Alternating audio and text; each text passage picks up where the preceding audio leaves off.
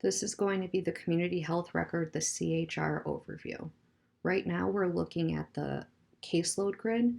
This will show you all of your active clients that you're currently working with. You can use this filter section to search for other clients if you don't want to scroll below. This is what we call the grid, and it can be customized by clicking and dragging the columns back and forth. If you want to add a column that's not visible here, use this hamburger button right here, and this will allow you to choose and select which information you want visible. So if it has a check mark, it will show. If it has an X, it will be removed. Now, once we get into the client, this is going to be called the client caseload grid. So this is everything specific to this client. This demographic information up here is being pulled from a few different places. It's coming mostly from the client profile, but it's also giving us information about the number of pathways started and completed, as well as the progress on our client profile and our initial checklist. We can also see the risk score here. This is where we'll access the client profile. The profile is the basic demographic information on the client. It is the only form that never gets archived. It is what we call a living document. The Contacts tab is the tab that you'll use to track and record all outreach, phone calls, and conversations on behalf of the client. The Checklist tab is where you will add any checklists for each home visit. Always start with the initial checklist. Once it's been completed, you can go ahead and archive that checklist. The Pathways tab is a tab that will store all the working pathways. Some pathways will be auto-triggered. Some, because it's just a computer, you'll have to add manually. You know your client best, and their needs might change, so go ahead and add any pathway as needed. The Tools tab is also going to be used with your work with the client. Depending on your hub policies, there are certain tools you have to use. Some, again, will be auto-triggered, like the PHQ-9. Other tools you'll want to add as needed with the client, and you'll use Add Tools. Once you've completed the tool, you'll archive it. The Archive tab is the only tab that has sub-tabs. You'll see it says Contacts, Checklist, Pathways, and Tools.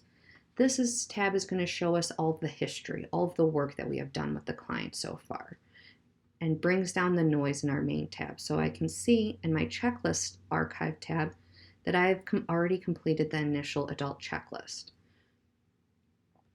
The Central Notes tab is going to be the tab where all of the notes are collected from all of the forms.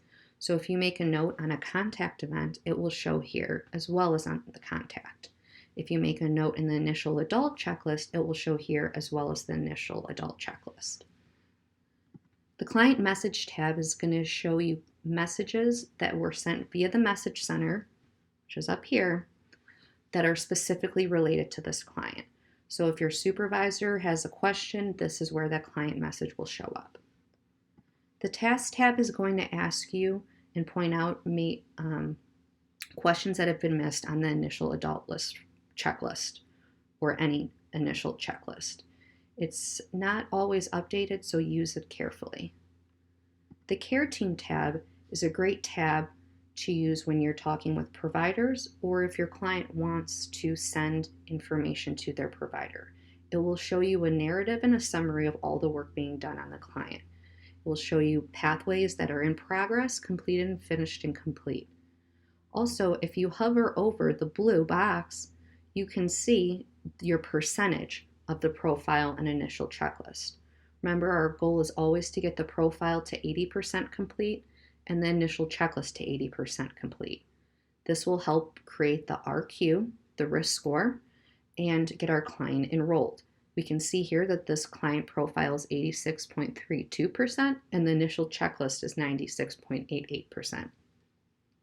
This can be sent again to care team members as long as the client has given consent. The Consult Notes tab is an even shorter summary of work being done with the client, and this would be fed into an EHR, an electronic health record, as needed. The Timeline tab is going to show you the history of the system of the work that is being done with the client. That was a little confusing, I guess. So it's going to show when tools were created, if they were removed, when they were completed and archived, and when they were signed off. And finally, the Documents tab is going to be the tab where you will upload and store your consent forms and any other important document on behalf of the client. Depending on your computer or laptop or tablet, you'll choose the file. And I always suggest using a friendly name, so maybe putting the date of the client's consent so you know the exact date, and then submit. So this is the client case. One thing that we haven't talked about is this message center. This bell icon here shows that there are 5 new messages. If you are being referred a new client, you'll get an alert here, but you'll also be able to communicate with your hub manager, your supervisors as well. It's all secure within the CHR. So if you were talking specifically about a client, this is the way to do it. That way we don't have to get encrypted emails. You can compose new messages here, and you can select priorities. Now, if it's marked as urgent, it will automatically email the recipient saying, hey, you have an email or a message waiting for you in the message center. Please log into the CHR. This is also where CCS's staff will update you if there are any new changes in the system. Your hub managers will also update you here as well. Finally, there are 2 places that you should go to for help. The first is this help center. This will have a lot of frequently asked questions, reporting, guides, pathways tutorials. This should be your first source of help. If that doesn't work, there's always a support ticket right here. Now it will prompt you to search for something. So if I'm wanting more information on pathways, I can click here and look at this. And this is actually pulling from the help center. So sometimes people just like to use this instead of going to the help center. If this isn't what you needed, go ahead and contact us. What you're going to want to do is make sure that the email address that's populated, it's coming from your client profile, is the correct email address for us to send you a reply. If you send us a support ticket, and your email address isn't correct, we will be replying into outer space. So you'll definitely want to make sure your email address is correct. And then tell us what we can help you with. Be as specific as possible. Instead of saying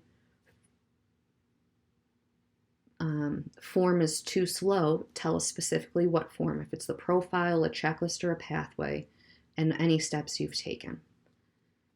That is the CHR overview, and I hope it all makes sense.